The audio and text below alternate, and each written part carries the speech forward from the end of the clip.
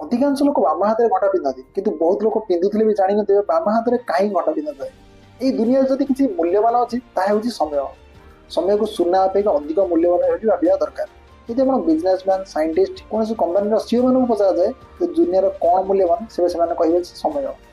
ଅଧିକାଂଶ ଲୋକ ବାମ ହାତରେ ଘଣ୍ଟା ପିନ୍ଧନ୍ତି। ବିଶ୍ୱର 99% ଲୋକ ଡାହାଣ ହାତିଆ। ଅଧିକାଂଶ ଲୋକ ନିଜର ସମସ୍ତ ଡାହାଣ ହାତରେ କାମ କରନ୍ତି। ତେଣୁ ଡାହାଣ ହାତ କାମରେ ବ୍ୟସ୍ତ ଥିବାରୁ ସେହି ହାତରେ ଘଣ୍ଟା ପିନ୍ଧିଲେ ନଷ୍ଟ ହେବାର ସମ୍ଭାବନା ଥାଏ। ତେଣୁ ବାମ ହାତରେ ଘଣ୍ଟା ପିନ୍ଧିବା ସୁରକ୍ଷିତ ବୋଲି ବିବେଚନା କରାଯାଏ। ଯଦି ଆପଣ ଡାହାଣ ହାତରେ ଘଣ୍ଟା ପିନ୍ଧନ୍ତି ତେବେ ସମୟ ପରିବର୍ତ୍ତନ କରିବା ଟିକେ କଷ୍ଟକର।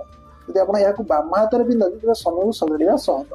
ତେଣୁ ଡାହାଣ ହାତରେ ଘଣ୍ଟା ପିନ୍ଧିବା ଅପେକ୍ଷା ବାମ ହାତରେ ଘଣ୍ଟା ପିନ୍ଧିବା ଅଧିକ ସୁବିଧାଜନକ। କିନ୍ତୁ କିଛି ଲୋକଙ୍କର ଡାହାଣ ହାତରେ ଘଣ୍ଟା ପିନ୍ଧିବାର ଅଭ୍ୟାସ ଥାଏ।